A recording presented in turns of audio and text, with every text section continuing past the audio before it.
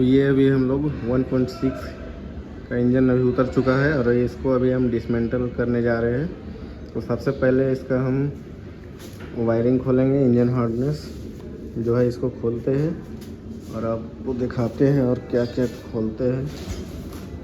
तो देखिए इसका इंजन ओवर बॉयल होगा, तो वीडियो में बने रहें।